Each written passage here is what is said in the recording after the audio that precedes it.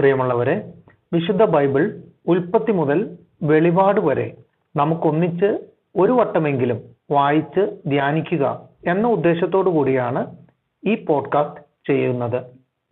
ഈ ബൈബിൾ പാരായണത്തിന് നമ്മൾ ഉപയോഗിക്കുന്നത് POC മലയാളം ബൈബിളാണ്. ഓർക്കുക, നാം വചനം വായിക്കുമ്പോൾ ഈശോ വചനമായി നമ്മോടൊപ്പം ഉണ്ടായിരിക്കും. മുടക്കം കൂടാതെ വചനം വായിക്കുന്നത് ഒരു നിയോഗമായി നമുക്കെടുക്കാം. അതിനായി പരിശുദ്ധാത്മാവേ, ഞങ്ങളെ ശക്തിപ്പെടുത്തണമേ എന്ന് പ്രാർത്ഥിക്കാം. അതോടൊപ്പം വചനത്തിലെ വാഗ്ദാനങ്ങൾ ഞങ്ങളിലും ഞങ്ങളുടെ കുടുംബങ്ങളിലും നിറവേറണമേ എന്ന് പ്രാർത്ഥിച്ചുകൊണ്ട് നമുക്ക് ആരംഭിക്കാം.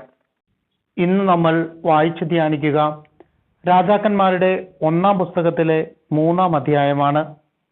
സോളമന്റെ ജ്ഞാനം. സോളമൻ ഈജിപ്തിലെ രാജാവായ ഫറവോയുടെ മകളെ വിവാഹം ചെയ്ത് അവനുമായി ബന്ധുത്വം സ്ഥാപിച്ചു. തന്റെ കൊട്ടാരവും കർത്താവിന്റെ ആലയവും ജെറുസലേമിന് ചുറ്റുമുള്ള മതിലും പണി തീരുന്നതുവരെ സോളമൻ അവളെ ദാവീദിന്റെ നഗരത്തിൽ പാർപ്പിച്ചു. കർത്താവിന് ഒരു ആലയം അതുവരെ നിർമ്മിച്ചിരുന്നില്ല. ജനങ്ങൾ പൂജാഗിരികളിലാണ് ബലി അർപ്പിച്ചു പോന്നത്.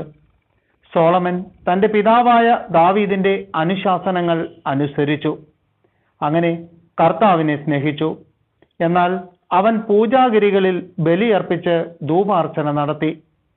ഒരിക്കൽ രാജാവ് ബലിയർപ്പിക്കാൻ മുഖ്യ പൂജാഗിരിയായ ഗിബയോനിലേക്ക് പോയി. ആ ബലിപീഠത്തിൽ അവൻ 1000 ദഹനബലി അർപ്പിച്ചിട്ടുണ്ടായിരുന്നു. അവിടെ വെച്ച് രാത്രി കർത്താവ് സോളമന് സ്വപ്നത്തിൽ പ്രത്യക്ഷനായി. ദൈവം അവനോട് അരുൾ ചെയ്തു, നിനക്ക് എന്തു വേണമെന്ന് പറഞ്ഞുകൊള്ളുക.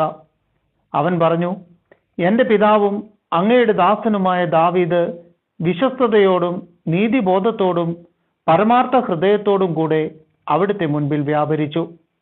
അങ്ങ് അവനോട് അതിയായ സ്നേഹം എപ്പോഴും കാണിച്ചു പോന്നു. അവിടുന്ന് ആ സ്നേഹം നിലനിർത്തുകയും അവന്റെ സിംഹാസനത്തിലിരിക്കാൻ ഒരു മകനെ നൽകുകയും ചെയ്തു. എന്റെ ദൈവമായ കർത്താവേ, ഭരണപരിചയമില്ലാത്ത ഒരു ബാലനായിരുന്നിട്ട് പോലും ഈ ദാസനെ എന്റെ പിതാവായ ദാവീദിന്റെ സ്ഥാനത്ത് രാജാവാക്കിയിരിക്കുന്നു. അങ്ങ് തിരഞ്ഞെടുത്തതും സംഖ്യാതീതവുമായ ഒരു മഹാജനത്തിന്റെ നടുവിലാണ് അങ്ങയുടെ ദാസൻ. ഈ മഹാജനത്തെ ഭരിക്കാൻ ആർക്കു കഴിയും? ആകയാൽ നന്മയും തിന്മയും വിവേചിച്ചറിഞ്ഞ് അങ്ങയുടെ ജനത്തെ ഭരിക്കാൻ പോരുന്ന വിവേകം ഈ ദാസന് നൽകിയാലും. സോളമന്റെ ഈ അപേക്ഷ കർത്താവിന് പ്രീതികരമായി. അവിടുന്ന് അവനോട് അരുൾ ചെയ്തു, നീ ദീർഘായുസോ സമ്പത്തോ ശത്രു സംഹാരമോ ആവശ്യപ്പെടാതെ നീതി നിർവഹണത്തിന് വേണ്ട വിവേകം മാത്രമാണ് ആവശ്യപ്പെട്ടത്. നിന്റെ അപേക്ഷ ഞാൻ സ്വീകരിച്ചിരിക്കുന്നു. ജ്ഞാനവും വിവേകവും ഞാൻ നിനക്ക് തരുന്നു. ഇക്കാര്യത്തിൽ നിനക്ക് തുല്യനായി ആരും ഉണ്ടായിട്ടില്ല, ഇനി ഉണ്ടാവുകയുമില്ല. മാത്രമല്ല, നീ ചോദിക്കാത്തവ കൂടി ഞാൻ നിനക്ക് തരുന്നു. നിന്റെ ജീവിതകാലം മുഴുവൻ സമ്പത്തും മഹത്വവും മറ്റൊരു രാജാവിനും ഇല്ലാത്ത വിധം നിനക്കുണ്ടായിരിക്കും. നിന്റെ പിതാവായ ദാവീദിനെ പോലെ എന്റെ നിയമങ്ങളും കൽപ്പനകളും പാലിക്കുകയും എന്റെ മാർഗത്തിൽ ചരിക്കുകയും ചെയ്താൽ നിനക്ക് ഞാൻ ദീർഘായുസ് നൽകും. സോളമൻ നിദ്രയിൽ നിന്നുണർന്നു. അത് ദർശനമായിരുന്നുവെന്ന് അവന് മനസ്സിലായി. അവൻ ജെറുസലേമിലേക്ക് മടങ്ങി. കർത്താവിന്റെ വാഗ്ദാന പേടകത്തിന്റെ മുൻപിൽ വന്ന് ദഹന ബലികളും സമാധാന ബലികളും അർപ്പിച്ചു. പിന്നെ തന്റെ സേവകന്മാർക്ക് അവൻ വിരുന്നു നൽകി. ഒരു ദിവസം 2 വേശ്യകൾ രാജ്യസന്നിധിയിൽ വന്നു. ഒരുവൾ പറഞ്ഞു, യജമാനനെ, ഇവളും ഞാനും ഒരേ വീട്ടിൽ താമസിക്കുന്നു. ഇവൾ വീട്ടിലുള്ളപ്പോൾ ഞാൻ ഒരു കുഞ്ഞിനെ പ്രസവിച്ചു. 3 ദിവസം കഴിഞ്ഞ് ഇവളും പ്രസവിച്ചു. ആ വീട്ടിൽ ഞങ്ങളെ കൂടാതെ ആരും ഉണ്ടായിരുന്നില്ല.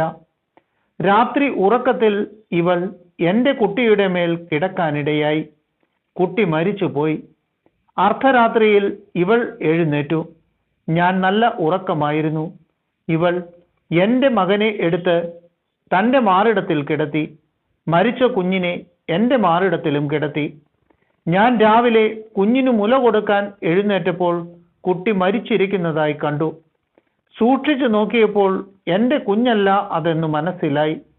മറ്റവൾ പറഞ്ഞു, അങ്ങനെയല്ല, ജീവനുള്ള കുട്ടി എൻ്റേതാണ്, മരിച്ച കുട്ടിയാണ് നിന്റേത്. ആദ്യത്തെ സ്ത്രീ എതിർത്തു, അല്ല, മരിച്ച കുട്ടിയാണ് നിന്റേത്, എൻ്റെ കുട്ടിയാണ് ജീവിച്ചിരിക്കുന്നത്. അവർ ഇങ്ങനെ രാജസന്നിധിയിൽ തർക്കിച്ചു. അപ്പോൾ രാജാവ് പറഞ്ഞു, എൻ്റെ കുട്ടി ജീവിച്ചിരിക്കുന്നു, നിന്റെ കുട്ടിയാണ് മരിച്ചതെന്ന് ഒരുവളും, നിന്റെ കുട്ടി മരിച്ചുപോയി, എൻ്റേതാണ് ജീവനോടെ ഇരിക്കുന്നതെന്ന് മറ്റവളും പറയുന്നു. ഒരു വാൾ കൊണ്ടുവരിക, രാജാവ് കൽപ്പിച്ചു. സേവകൻ വാൾ കൊണ്ടുവന്നു. രാജാവ് വീണ്ടും കൽപ്പിച്ചു, ജീവനുള്ള കുഞ്ഞിനെ രണ്ടായി പകുത്ത് ഇരുവർക്കും കൊടുക്കുക. ഉടനെ ജീവനുള്ള ശിശുവിന്റെ അമ്മ തൻ്റെ കുഞ്ഞിനെ ഓർത്ത് ഹൃദയം നീറി പറഞ്ഞു, യജമാനനെ, കുട്ടിയെ കൊല്ലരുത്, അവനെ അവൾക്ക് ജീവനോടെ കൊടുത്തുകൊള്ളുക.